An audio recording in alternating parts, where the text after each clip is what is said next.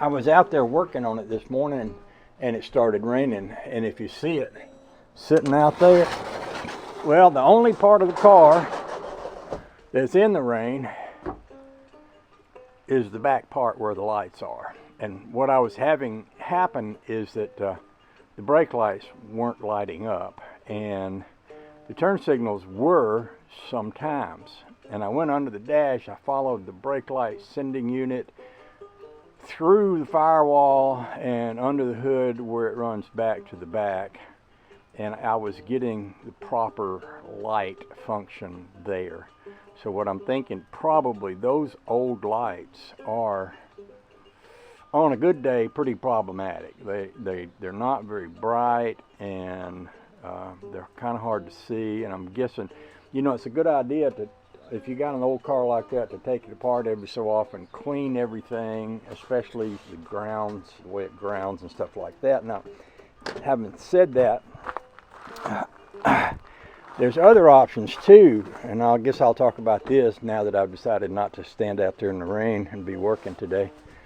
I have put LED lights. I might have talked about this the other day. I put LED lights in a Volkswagen one time, and it didn't pull enough power to pull the flasher. But LED lights are a better choice for that car than the original old style 12-volt bulbs that are in it. So what I'm going to wind up doing is taking those lights apart and then working my way from the back side forward instead of from the front to the back. I'm pretty sure what I'm going to find out is something's not corrected, it's not grounded, it's corroded around the light bulbs or something. And this would probably be a good time to look for some new LED style light bulbs, because the last time I looked was, actually quite a few years ago. And I'm sure they make better light bulbs for that purpose now than they used to. So instead of working on that while it's raining anyway, I brought that little flasher part in here. Like I said, I'm going to take it apart. We're going to see what's inside there. Oh, the joy. A lot more comfortable, warmer, and all that in here. Okay, so I'll do this just for the sake of letting you see what I'm doing. This is my piece of wire. I said the other day that it's always handy to have a piece of wire with a couple of clips on it. Well, I can take this clip and attach it right here. Now that is a hot wire. I pulled my tester loose, or I could show you that, but just take my word for it for now. That's a hot wire. When I turn this key on, that gets hot. And when that hot wire touches, I've got two wires here that I've connected. This orange and brown wire, when I connect that to that, we have a turn signal on the dash. We have a turn signal out front. Actually, it is nice and bright, so much so you can see it reflecting over here.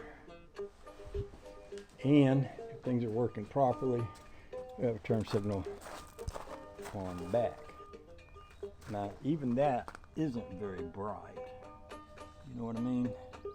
I'd love to have a brighter rear light, especially because, you know, the whole purpose of this is so somebody doesn't run up behind you and smack into you while you're waiting to turn.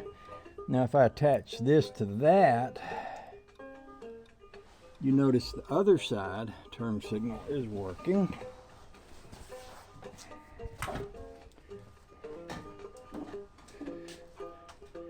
There it is on the front. And see if it's working on the back. A while ago it didn't, but like I say, yes, see it's actually not working now. But this is also the side that's very dim, so I'm guessing I've got a bad ground right there. What I don't have when I do this is I don't have all four of them flashing at once. And so I could literally take a double toggle switch, put it on here, tie one to one side, one to the other, and that would do it.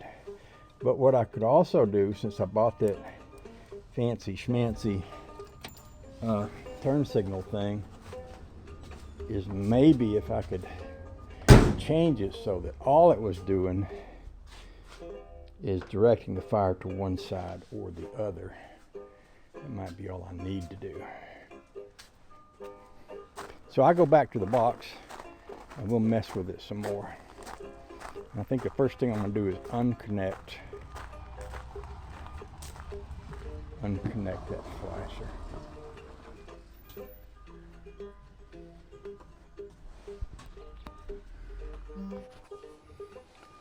Okay then, so here's what I did instead. Went up to the parts store, bought me a pretty hefty toggle switch.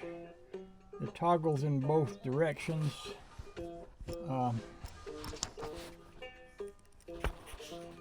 Really all I needed was for make a connection between the hot wire and the wires that go to the lights. So I'm going to just flip this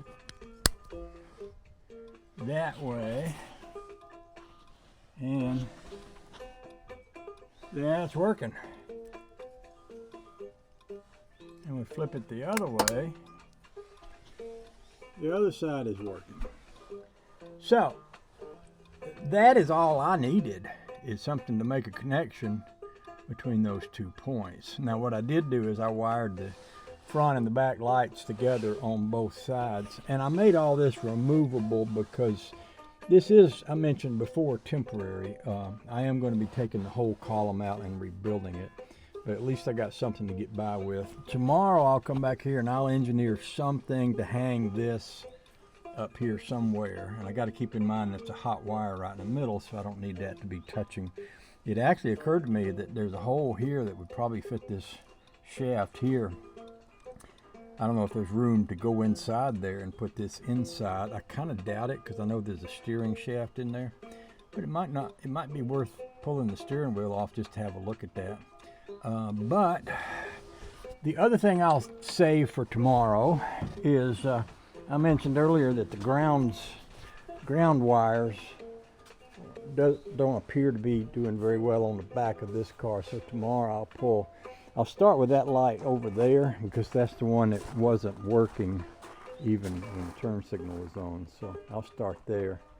And while I'm at it, I'll be looking for some brighter turn signal light bulbs. But that's a good day's work for today. Thanks for watching. And I hope whatever you're trying to make work tomorrow, that it cooperates and doesn't fight with you. And if it does fight with you, I hope you stick with it till you win. Okay? Okay.